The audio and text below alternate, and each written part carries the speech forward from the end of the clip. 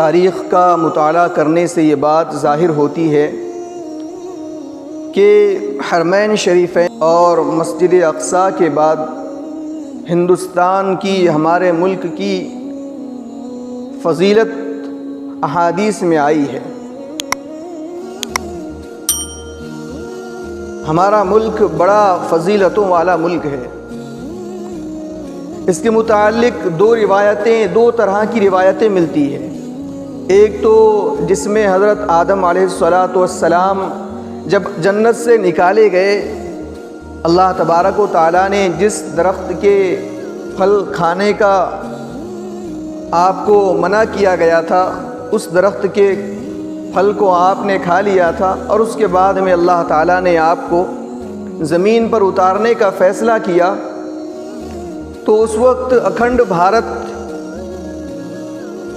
جس کو آج سری لنکا، سراندیپ سری لنکا کہتے ہیں، وہاں کے ضلع سٹون کے ایک ایلیا نامی مقام کے پہاڑ پر حضرت آدم علیہ السلام نے زمین پر سب سے پہلا قدم رکھا تھا، اور جو آج بھی اس آپ کے پیر کا نشان وہاں موجود ہے، جس کی لمبائی 1 میٹر اور چوڑائی آدھا میٹر ہے، اور اماں حوا علیہ السلام کو جدہ کے اندر اتارا گیا تھا۔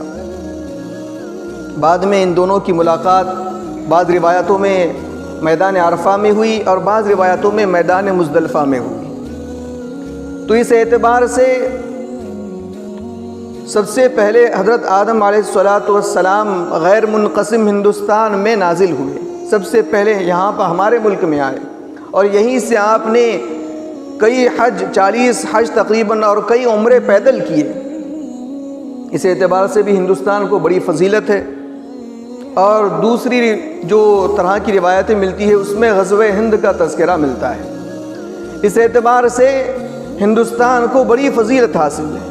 حضور صلی اللہ علیہ وسلم نے اس کی فضیلتیں بیان کیا، اور حضور علیہ السلام نے فرمایا کہ مجھے ہند کی جانب سے خوشبو آ رہی ہے۔ روایت میں آتا ہے، حضرت ابو ہریرہ رضی اللہ عنہ فرماتے ہیں کہ جب حضرت آدم علیہ السلام کو ہند میں اتارا گیا، ہندوستان میں، بھارت میں اتارا گیا، تو آپ نے اجنبیت محسوس کی، کیونکہ دنیا کے اندر تو کوئی انسان نہیں تھا، سب سے پہلے آپ ہی دنیا کے اندر تشریف لائے، تو آپ کو ایک وحشت سی، اجنبیت سی محسوس ہوئی۔ تو اللہ تبارک و تعالیٰ نے حضرت جبرائیل علیہ السلام کو دنیا میں بھیجا، اور جبرائیل علیہ السلام آئے، اور جبرائیل علیہ السلام نے یہاں آ کر اذان دی، سب سے پہلے اذان دی۔ تو اذان کے جو کلمات ہیں، ان میں حضرت آدم علیہ السلام نے حضور صلی اللہ علیہ وسلم کا تذکرہ سنا۔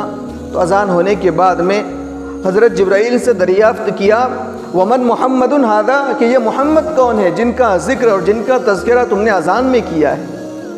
حضرت جبرائیل علیہ السلام نے فرمایا کہ وہ آخری نبی ہوں گے اور آپ کے اولاد میں سے ہوں گے۔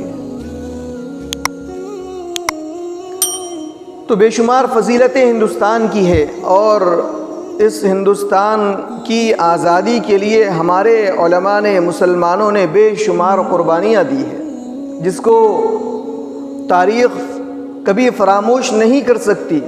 ہم اور یہاں کے اس ملک کے رہنے والے تو بھلا سکتے ہیں، لیکن تاریخ کے اوراق ان قربانیوں کو کبھی مٹا نہیں سکتے۔